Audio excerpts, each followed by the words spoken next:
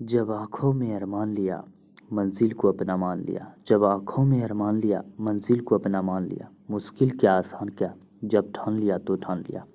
थक कर ना बैठ ऐ मंजिल के मुसाफिर, थक कर ना बैठ ऐ मंजिल के मुसाफिर। मंजिल भी मिलेगा और मिलने का मज़ा भी आएगा। दोस्तों, सबसे पहले आप सभी को राम राम, गुड मॉर्निंग, जय श्री कृष्ण, राधे राधे, जय महाकाल। दोस्तों, हम बात करेंगे आज करंट अफेयर क्लास की। बहुत ही ज़्यादा मोस्ट इंपॉर्टेंट होने वाले हैं, पिछली क्लास की तरह आज भी ज़बरदस्त होने वाले हैं, जो कि एग्जाम के पॉइंट ऑफ व्यू से बात करें तो काफ़ी महत्वपूर्ण हो सकते हैं। यहाँ से आपको एक ना एक क्वेश्चन जरूर आपको एग्जाम में देखने को मिल सकते हैं, एक से अधिक भी देखने को मिल सकते हैं, क्योंकि हम वो टॉपिक रिवाइज करते हैं, यानी कि कराने का प्रयास करते हैं जहाँ से क्वेश्चन छपने के प्रबल संभावना होते हैं। तो चलिए हम बात करते हैं आज की क्लास की, और पढ़ने से पहले हम बात करेंगे आज की मोटिवेशन लाइन की। तो आज का हमारा मोटिवेशन लाइन है, मेहनत तो सभी करते हैं, मेहनत तो सभी करते हैं, लेकिन सफलता सिर्फ उन्हें मिलती है जिनकी दिशा सही होती है, जिनकी दिशा सही होती है। यहाँ पे देख सकते हैं दो दिशा हुआ है, एक सक्सेसफुल का दिशा है सक्सेस का, और एक फेलियर का है। जो थक कर बैठ जाते हैं मंजिल पर, हो अब हमसे नहीं हो पाएगा, तो वो इस जगह फेलियर की ओर बढ़ जाते हैं। और जो थकते नहीं हैं, सोचते हैं कि नहीं, हम जब तक मंजिल नहीं हासिल करेंगे तब तक आगे बढ़ते रहेंगे, वो आगे चलकर सक्सेस की ओर बढ़ते हैं।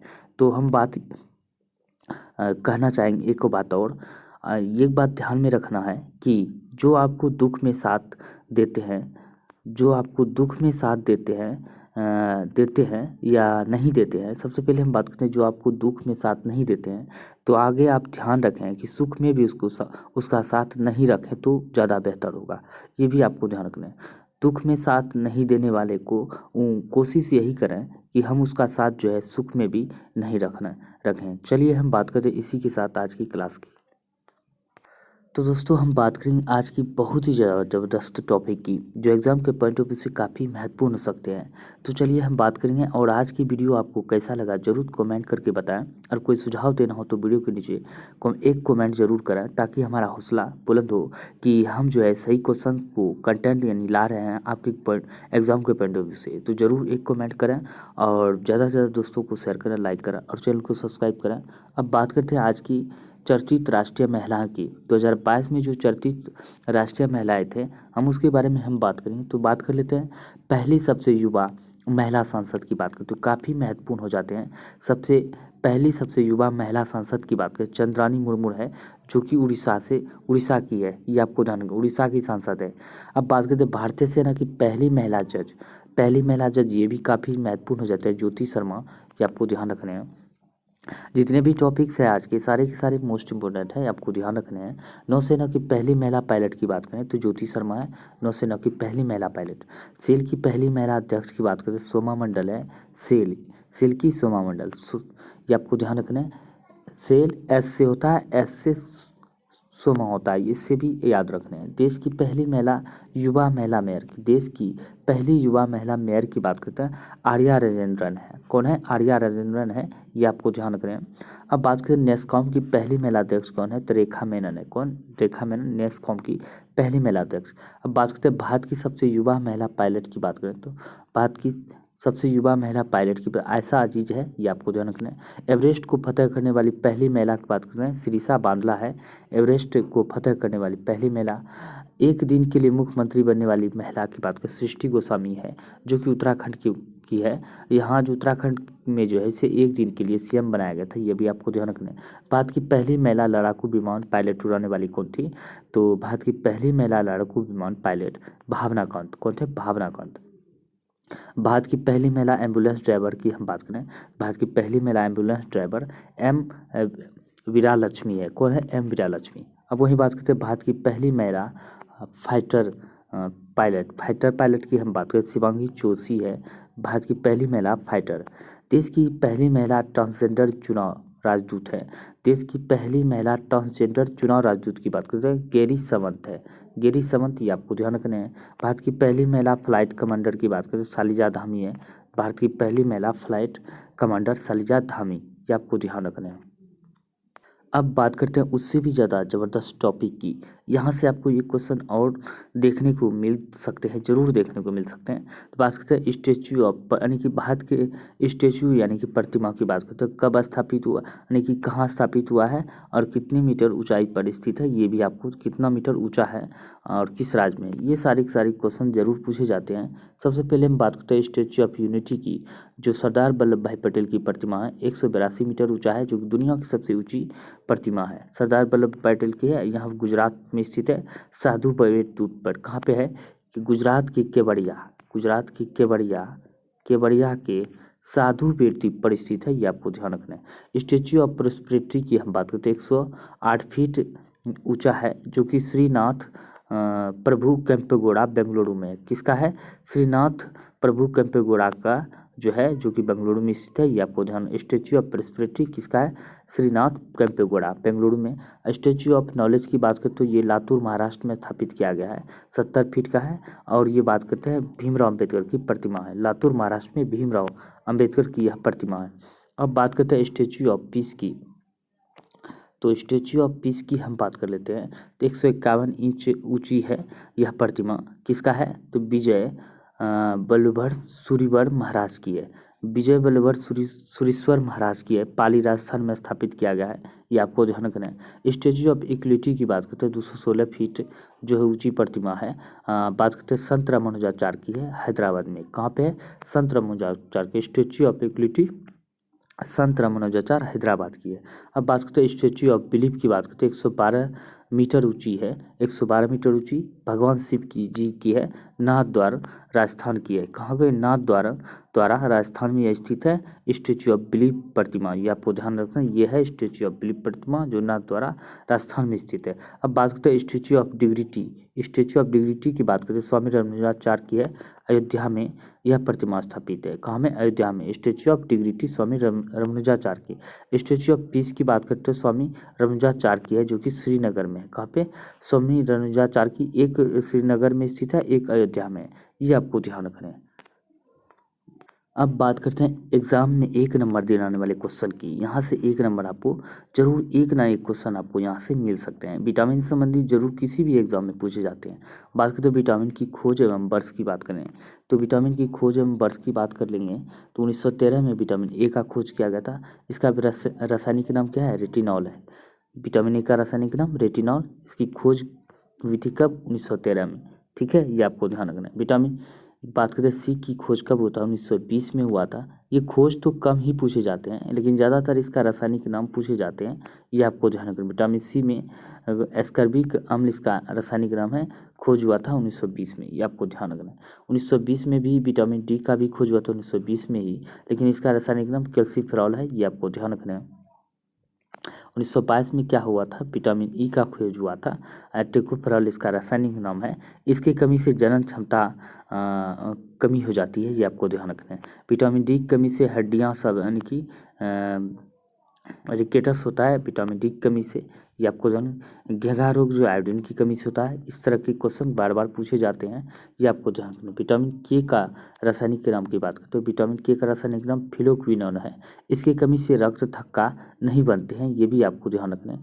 काफ़ी ज़्यादा यह क्वेश्चन पूछे जाते हैं, ये ध्यान। 1929 में इसका खोज किया गया था, ये तो उतना नहीं पूछे जाता लेकिन फिर भी ध्यान रखने हैं। तो फिलोक्विनोन ये ज़्यादा पूछे जाते हैं इसका रासायनिक नाम। और विटामिन के जो है इसकी कमी से क्या होता है? रक्त थक्का नहीं बनते हैं। बात करते हैं 1910 में विटामिन B1 का खोज किया था, जिसका रासायनिक नाम थायमीन है। विटामिन B1 का रासायनिक नाम थायमीन है, ये आपको ध्यान रखना है। बेरी रोग जो होता है इसकी कमी के कारण होता है। विटामिन B2 की हम बात करें, राइबोफ्लोविन कहा जाता है, जो कि इसकी खोज 1920 में हुआ था, ये भी आपको देखना। विटामिन B3 की बात करें तो नियासिन है, ये आपको ध्यान रखना है। 1936 में इसके खोज हुआ था। अब बात करते हैं 1931 में विटामिन B5 का पेंटोथेनिक अम्ल कहा जाता है, इसकी खोज 1931 में हुआ था विटामिन B5 का। 1934 में हम बात करते हैं विटामिन B6 का खोज हुआ था, जिसे पैराडॉक्सिन कहते हैं, ये आपको ध्यान रखना विटामिन B6 का। अब विटामिन B12 की हम बात कर लेते हैं, क्या नाम होता है? साइनोकोबालामिन इसका रासायनिक नाम होता है, ये आपको ध्यान रखना है। विटामिन B12 होते हैं। अब बात कर लेते हैं रविन्द्रनाथ टैगोर की। रविन्द्रनाथ टैगोर गुरुदेव की अगर हम बात करें तो जो 7 तारीख को इसका जो क्या हुआ था, 7 मई यानी कि 7 अगस्त को इसका जो है मृत्यु दिवस मनाया गया था, ये आपको ध्यान रखने हैं। तो बात करते हैं रविन्द्रनाथ टैगोर को विश्व गुरु के नाम से जाना जाता है। इसने जो भारत के साथ साथ जो बांग्लादेश का राष्ट्रगान भी लिखा है, इसके बारे में चलिए हम बात करते हैं। यहाँ से भी एक क्वेश्चन आपको जरूर देखने को मिल सकते हैं। प्रमुख रचनाएं की बात करें तो राष्ट्रगान जनगण मन और बांग्लादेश का राष्ट्रगान अमार सुमार बांग्ला लिखा है। गीतांजलि, पोस्ट मास्टर, मास्टर साहब और गोरा घड़े बायरे आदि सब जो है ये इसकी रचनाएं हैं। बात करें इसका पूरा नाम रविन्द्रनाथ ठाकुर है, रविन्द्रनाथ टैगोर। इसके अन्य नाम रविन्द्रनाथ टैगोर गुरुदेव है और इसका जन्म 17 मई 1861 में कोलकाता पश्चिम बंगाल में हुआ था। 7 अगस्त 1941 में इसका मृत्यु हो गया था। पिता देवेंद्रनाथ टैगोर है, माता शारदा देवी है, पत्नी मृणालिनी देवी है। अब भाषा की बात करें अंग्रेजी, हिंदी और बांग्ला ये जानते थे।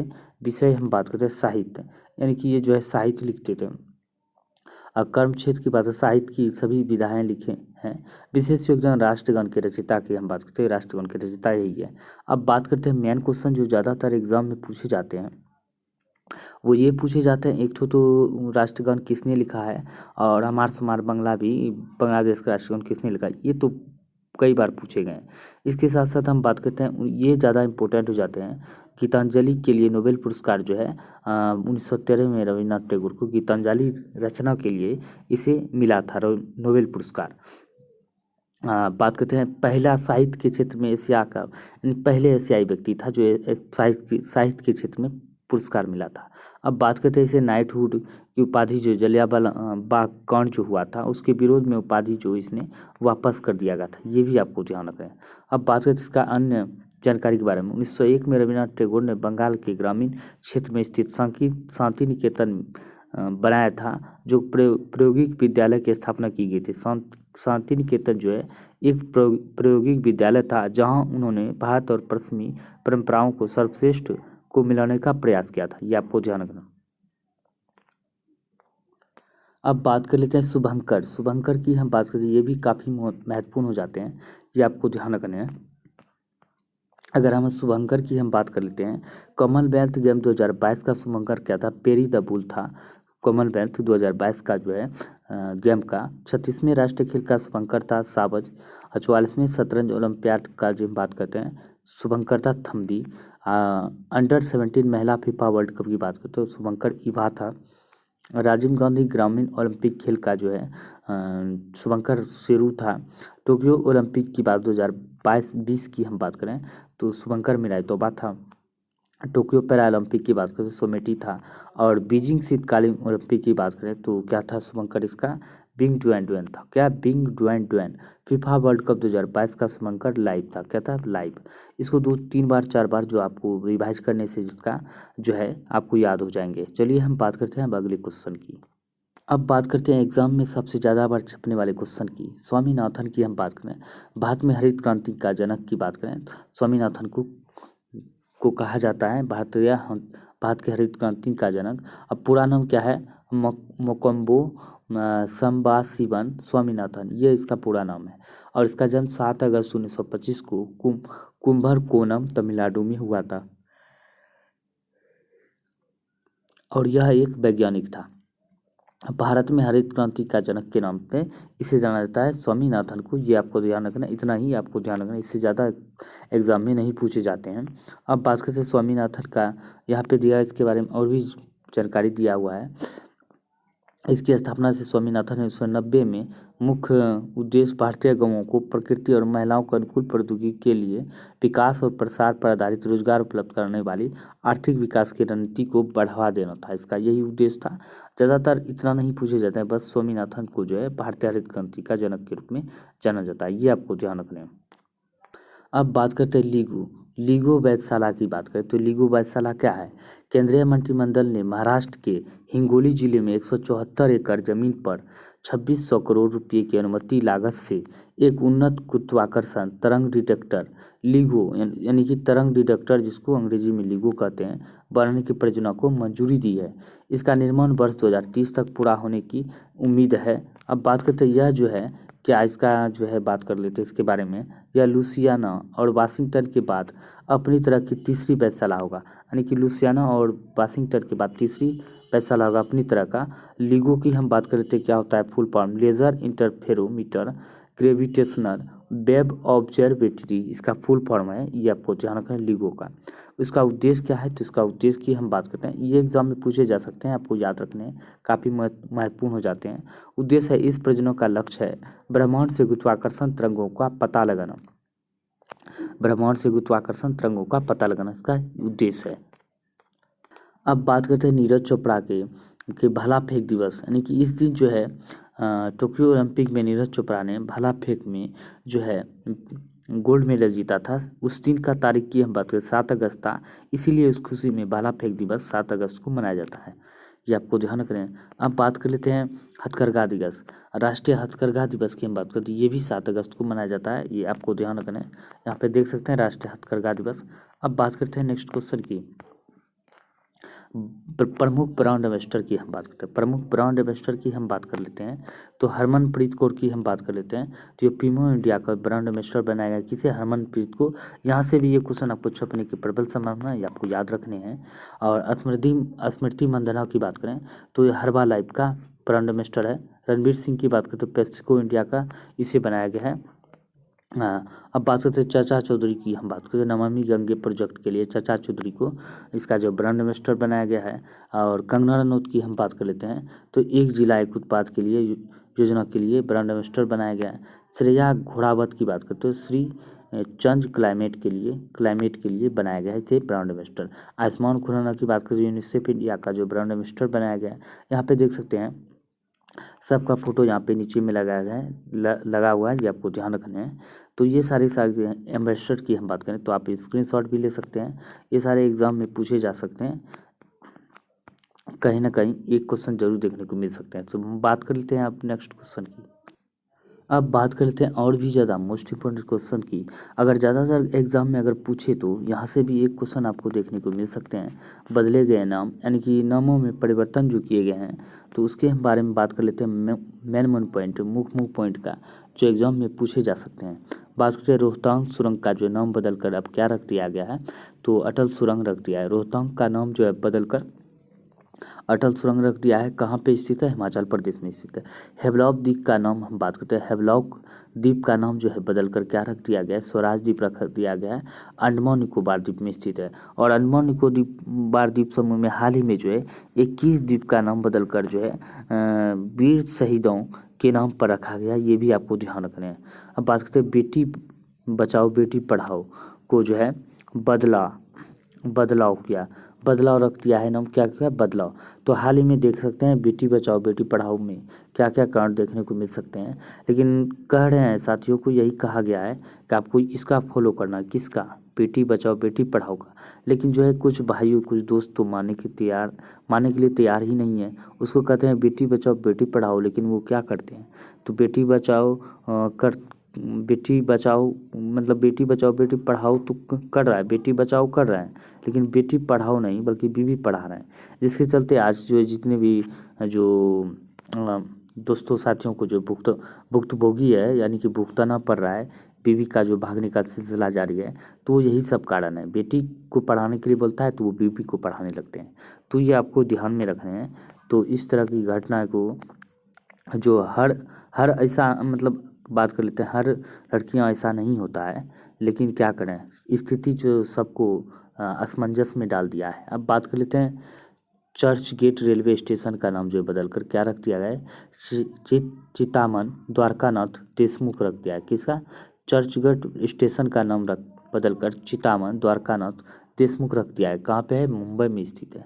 बात करते हैं माउंट हैरियट का नाम बदल कर जो है माउंट हैरियट का नाम बदल कर माउंट मणिपुर रख दिया गया है। कहाँ पे है, अंडमान निकोबार में। उस्मानाबाद शहर का नाम बदल कर रख दिया धाराशिव। कहाँ पे है, महाराष्ट्र में स्थित है उस्मानाबाद शहर का नाम धाराशिव। बात करते हैं व्हीलर द्वीप जो उड़ीसा में स्थित है, उसका नाम बदलकर एपीजे अब्दुल कलाम द्वीप रख दिया गया है, ये आपको ध्यान रखना। नील द्वीप का नाम बदलकर अंडमान निकोबार रख दिया है, जो कि शहीद द्वीप अब उसका नाम है। नील द्वीप कहाँ पे है, अंडमान निकोबार द्वीप में है, जिसका कि नाम अब बदलकर क्या रख दिया गया, शहीद द्वीप, ये आपको ध्यान रखना है, क्योंकि यहाँ से जो ये सारे क्वेश्चन ये इंपॉर्टेंट हो जाते हैं और ये इंपॉर्टेंट है, ये इंपॉर्टेंट है, ये आपको ध्यान रखना है। अब बात करते हैं हुबली रेलवे स्टेशन जो कि कर्नाटक में स्थित है, उसका नाम बदल कर क्या रख दिया गया है, श्री सिद्धारूढ़ा स्वामी जी रख दिया है। क्या रखा है, श्री सिद्धारूढ़ा जी स्वामी रखा है। बात करते हैं रॉस टिप, ये भी आपको याद रखना है, काफ़ी महत्वपूर्ण हो जाते हैं, जहाँ जहाँ आप टिक लगाएं ये ज़्यादा इंपॉर्टेंट है। रॉस द्वीप का नाम बदलकर अब नेताजी सुभाष चंद्र बोस द्वीप रख दिया गया। कहाँ पे स्थित है, अंडमान निकोबार द्वीप में स्थित है। बात करते हैं रायबरेली हॉकी स्टेडियम, ये भी खूब ज़्यादा इंपॉर्टेंट है। रायबरेली हॉकी स्टेडियम का नाम बदलकर रानी रामपाल स्टेडियम रख दिया गया। जहाँ जहाँ हम टिक लगाते हैं वो आपको ज़्यादा ध्यान रखना है, क्योंकि एग्जाम में यही ज़्यादातर छपने की संभावना है। अब बात करते हैं मोहाली हॉकी स्टेडियम का नाम बदलकर बलबीर सिंह सीनियर रख दिया, ये भी इम्पोर्टेंट है। मोहाली अंतर्राष्ट्रीय हॉकी स्टेडियम का नाम बदलकर बलबीर सिंह सीनियर रख दिया गया है। उत्तर प्रदेश जेलों का नाम जो है सुधारगिरी रखा गया। क्या, सुधारगिरी। उत्तर प्रदेश जेलों का जो नाम बदलकर सुधारगिरी रखा गया है। अब बात कर लेते हैं अहिल्यानगर।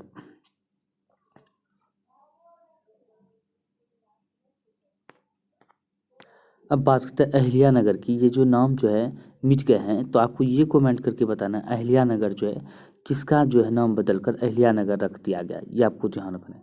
अब बात करते हैं औरंगाबाद शहर में जो है कमलापति संभाजी नगर का नाम बदलकर औरंगाबाद का जो तो कमलापति संभाजी नगर रख दिया गया है। औरंगाबाद शहर का नाम बदलकर जो महाराष्ट्र में स्थित है, ये आपको ध्यान रखना है। अब बात करते सेंट्रल विस्टा लॉन की बात करें तो यह कर्तव्य पथ है, यानी कि दिल्ली में जो है अब जो है क्या रख दिया गया है, कर्तव्य पथ जो है नाम रख दिया है किसका, सेंट्रल विस्टा लॉन का जो है नाम बदलकर कर्तव्य पथ रख दिया गया है, दिल्ली में स्थित है।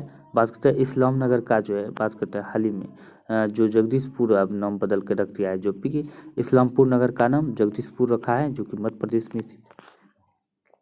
तो दोस्तों हम बात कर लेते हैं आज की क्वेश्चंस इतना ही है। तो आपको कमेंट करके बताना आज का कंटेंट आपको कैसा लगा।